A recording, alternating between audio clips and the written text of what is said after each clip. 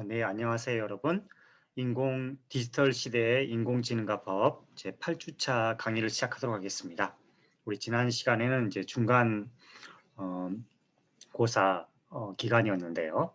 우리 이제 8주차 강의를 시작하겠습니다. 8주차 강의의 주제는 초연결 사회와 법입니다.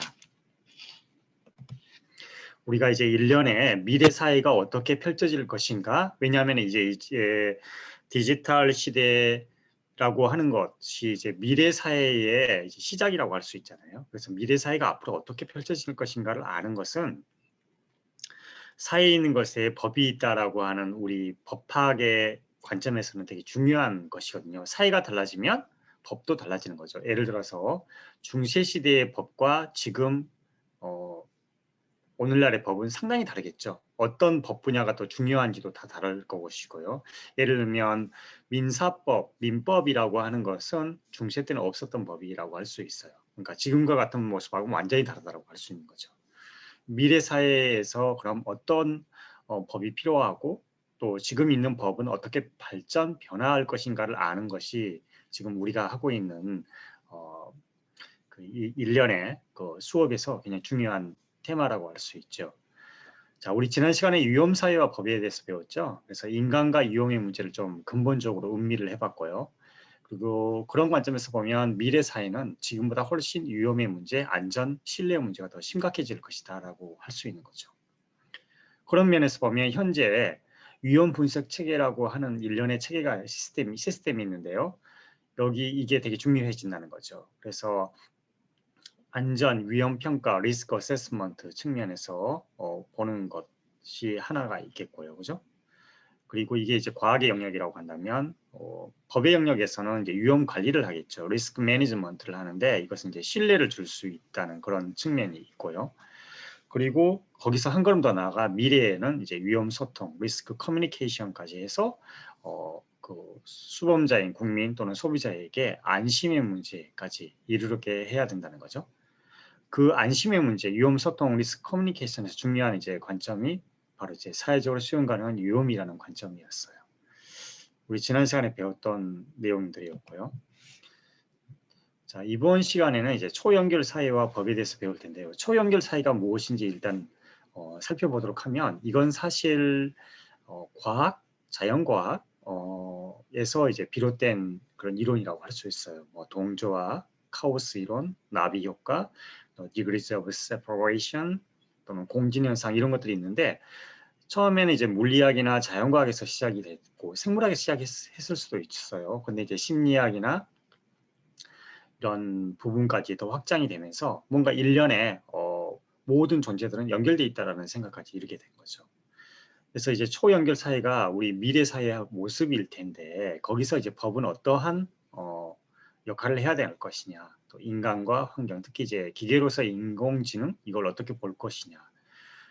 아마 우리의 목표는 인간과 공존 가능한 인공지능까지 한번 생각해보는 것까지 해보도록 하죠. 자, 첫 번째 연결 사회에 대해서 살펴보도록 해요. 자, 비밀이 있어요. 사람들은 각자 우리가 이제 특히 이제 개체로서 다 존재한다고 했는데 우리 모두 연결돼 있다는 점이죠.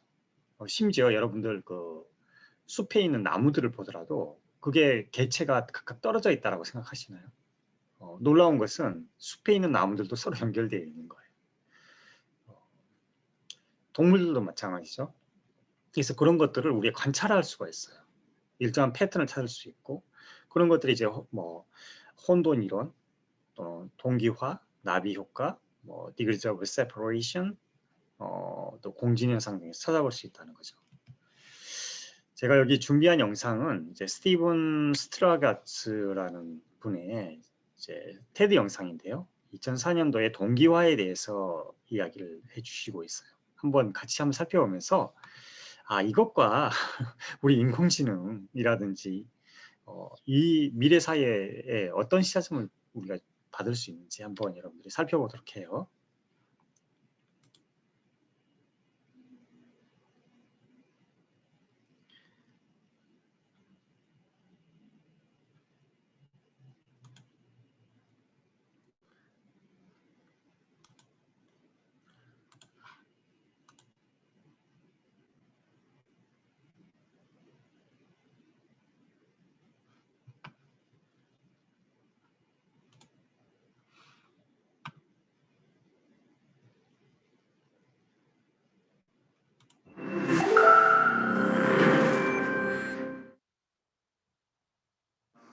I was trying to think, how is sync connected to happiness? And it occurred to me that for some reason, we take pleasure in synchronizing.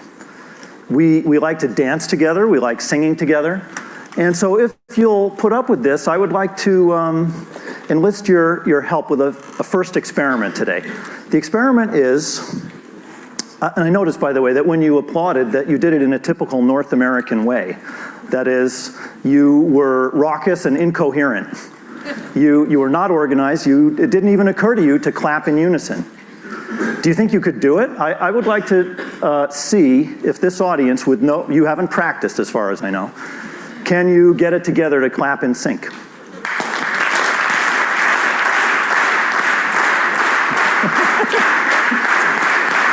Whoa. Now that's what we call emergent behavior. So I didn't expect that, but I expected you could synchronize. It didn't occur to me you'd increase your frequency. It's interesting. So what do we make of that? First of all, we know that you're all brilliant. This is a room full of intelligent people, highly sensitive, some trained musicians out there. Is that what enabled you to synchronize? So to put the question a little more seriously, let's ask ourselves, what are the minimum requirements for what you just did, for spontaneous synchronization? Do you need, for instance, to be as smart as you are? Do you even need a brain at all, just to synchronize? Do you need to be alive? I mean, that's a spooky thought, right? Inanimate objects that might spontaneously synchronize themselves. It's real. In fact, I'll try to explain today that sync is maybe one of the, if not one of the most, perhaps even the most pervasive drive in all of nature. It extends from the subatomic scale to the farthest reaches of the cosmos.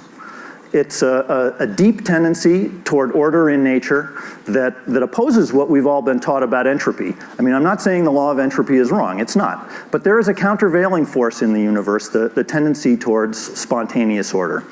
And so that's our theme. Now, to get into that, let me begin with what might have occurred to you immediately when you hear that we're talking about synchrony in nature, which is the glorious example of birds that flock together, or fish swimming in organized schools.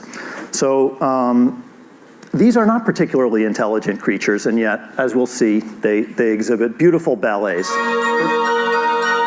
This is from a BBC show called Predators, and what we're looking at here are examples of synchrony that have to do with defense. When you're small and vulnerable, like these starlings, or like the fish, it helps to swarm to avoid predators, to confuse predators. Let me just be quiet for a second because this is so gorgeous.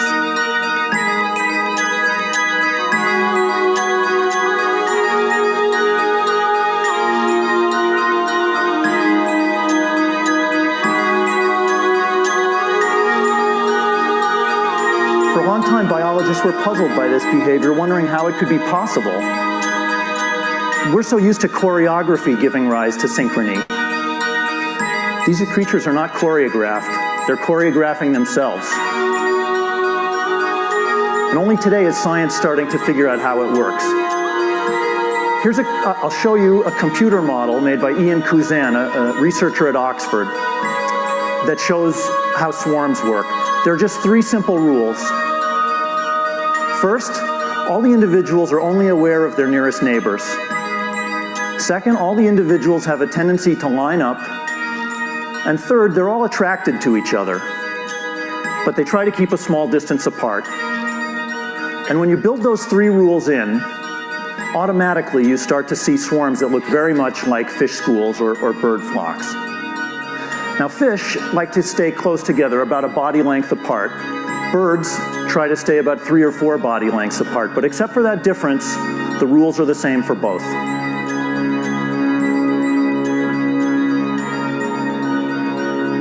Now, all this changes when a predator enters the scene. There's a 4th rule. When a predator's coming, get out of the way.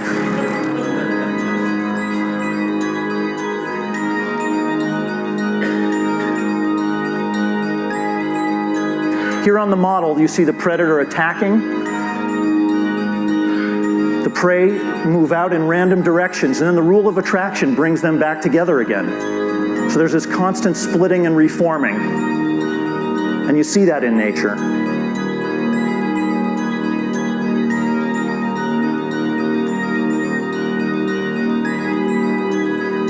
Keep in mind that although it looks as if each individual is acting to cooperate, what's really going on is a kind of selfish Darwinian behavior. Each is scattering away at random to try to save its scales or feathers.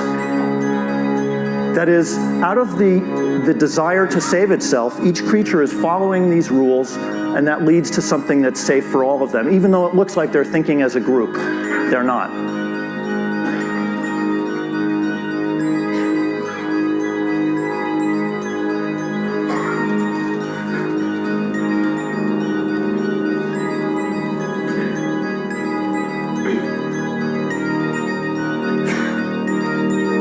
You might wonder what exactly is the advantage to being in a swarm. So you can think of several. As I say, if you're in a swarm, your odds of being the unlucky one are reduced as compared to a small group. There are many eyes to spot danger. And you'll see in this, in the example with the starlings, with the birds, when this peregrine hawk is about to attack them, that actually waves of panic can propagate, sending messages over great distances. You'll see, let's see, it's coming up possibly at the very end, maybe not. It's, information can be sent over a half a kilometer away in a very short time through this mechanism. Yeah, it's happening here. See if you can see those waves propagating through the swarm. Beautiful. Those birds we sort of understand, we think, from that computer model what's going on. As I say, it's just those three simple rules plus the one about watch out for predators. There doesn't seem to be anything mystical about this. We don't, however, really understand at a mathematical level. I'm a mathematician. We would like to be able to understand better. I mean, I showed you a computer model, but a computer is not understanding. A computer is, in a way, just another experiment. We would really like to have a deeper insight into how this works and to understand exactly where this organization comes from. How do the rules give rise to the patterns? There is one case that we have begun to understand better, and it's the case of fireflies.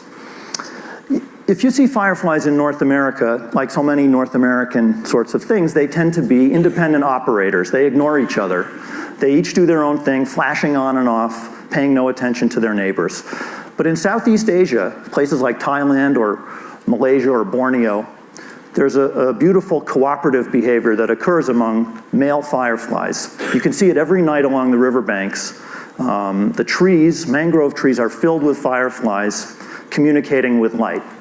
Specifically, it's male fireflies who are all flashing in perfect time together, in perfect synchrony, to reinforce a message to the females. And the message, as you can imagine, is come hither, mate with me.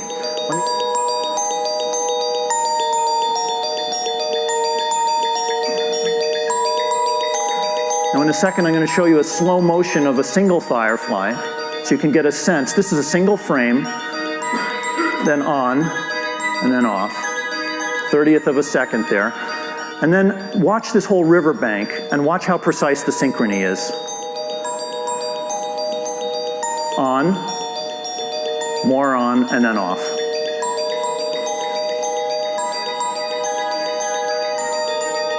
The combined light from these beetles, these are actually tiny beetles, is so bright that fishermen out at sea can use them as navigating beacons to find their way back to their home rivers. It's stunning. For a long time, it was not believed. When the first Western travelers like Sir Francis Drake went to Thailand and came back with tales of this unbelievable spectacle, no one believed them. We don't see anything like this in Europe or in the West.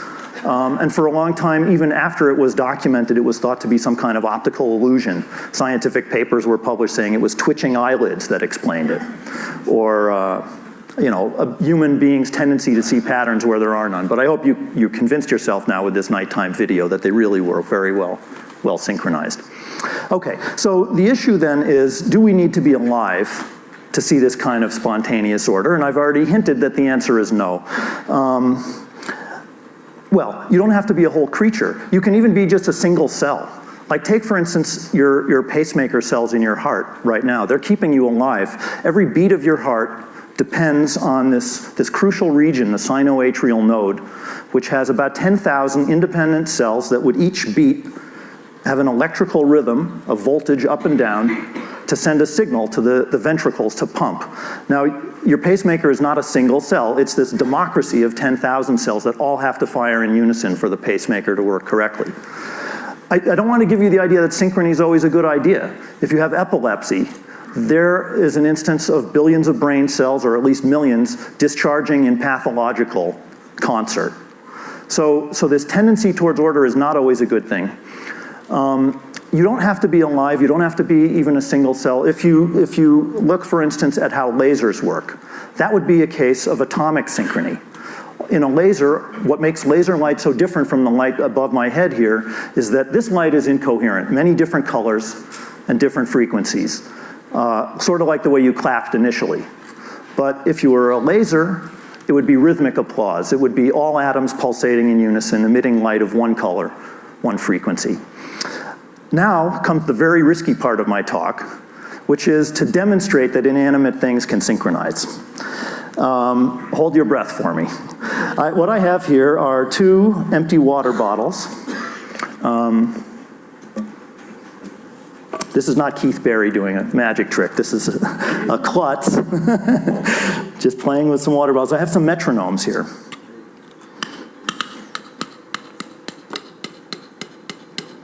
Can you hear that? All right, so I've got a metronome, and it's the world's smallest metronome.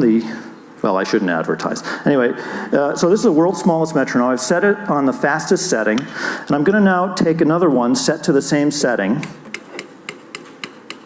We can try this first. If I just put them on the table together, there's no reason for them to synchronize, and they probably won't.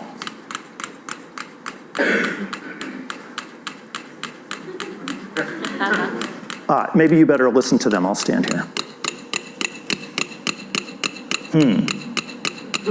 What I'm hoping is that they might just drift apart because their frequencies aren't perfectly the same.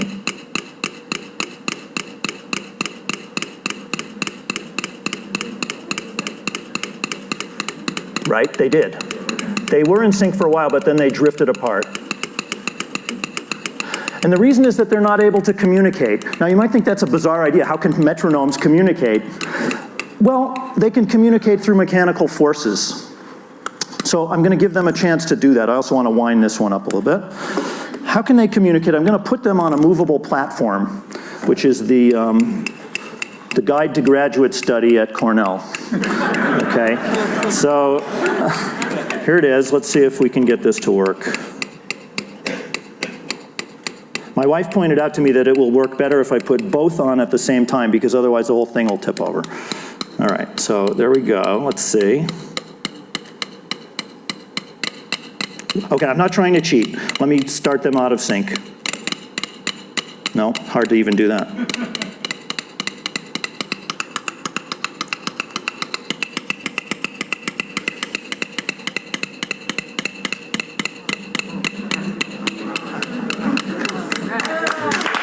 Dude.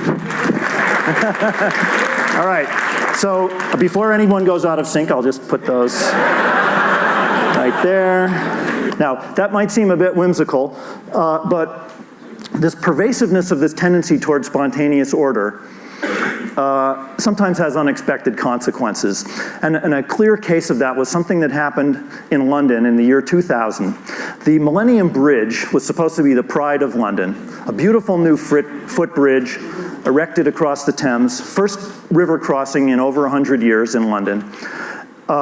There was a big competition for the design of this bridge, and the winning proposal was submitted by an unusual team, in the TED spirit actually, of an architect, perhaps the greatest architect in the United Kingdom, Lord Norman Foster, working with an artist, a sculptor, Sir Anthony Caro, and an engineering firm, Ova Arab.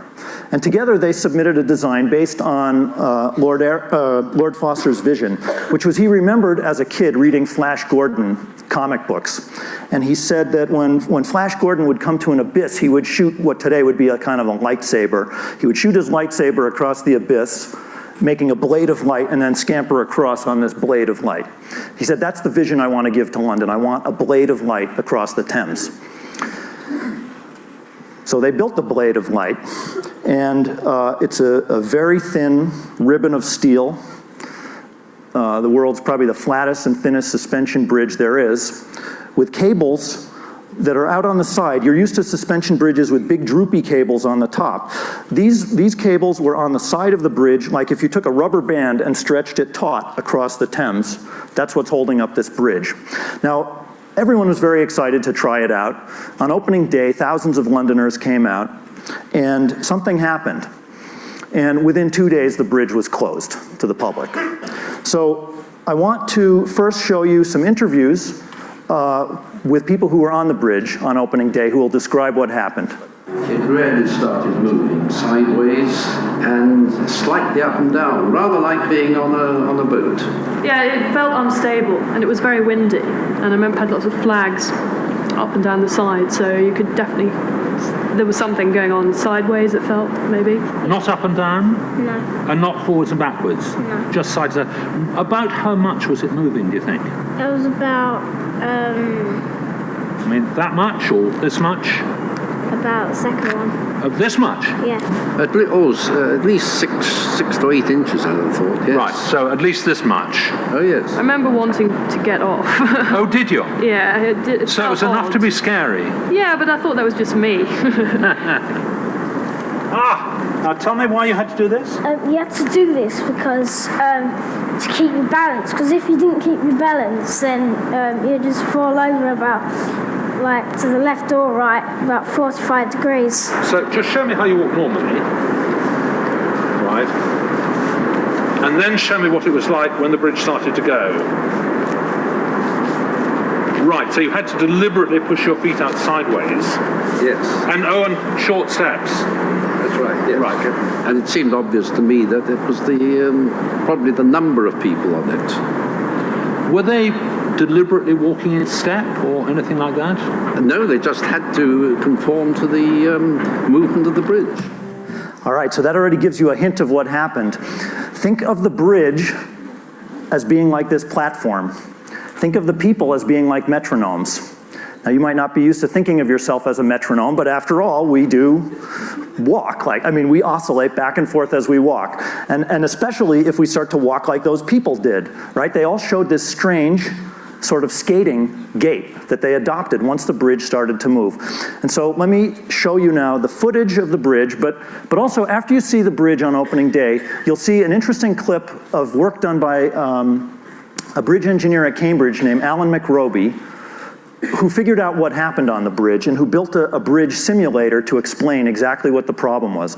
It was a kind of unintended positive feedback loop between the way the people walked and the way the bridge began to move that engineers knew nothing about. Actually, I think the first person you'll see is the young engineer who was put in charge of this project.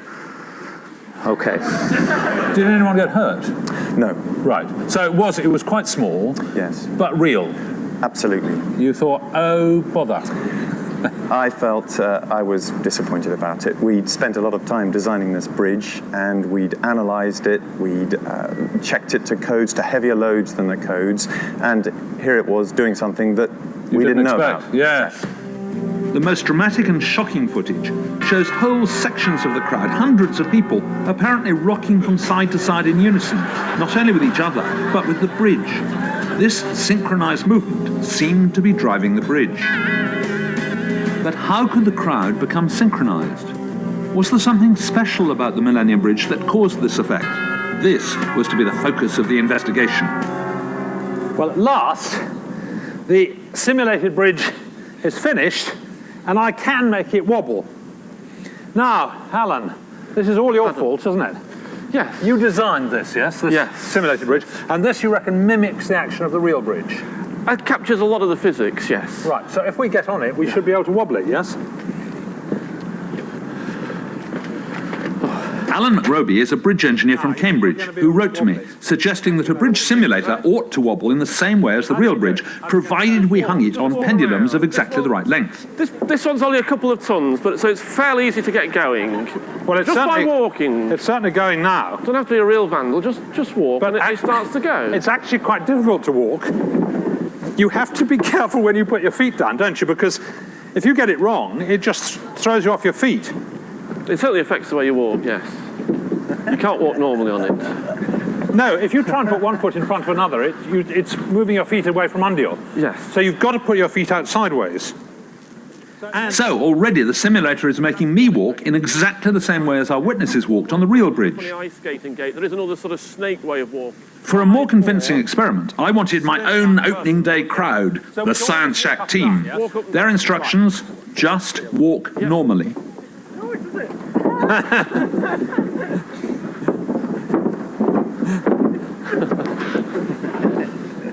It's really intriguing because none of these people is trying to drive it. They're all having some difficulty walking. And the only way you can walk comfortably is by getting in step. But then, of course, everyone is driving the bridge. You can't help it. You're actually forced by the movement of the bridge to get into step and therefore to drive it to move further.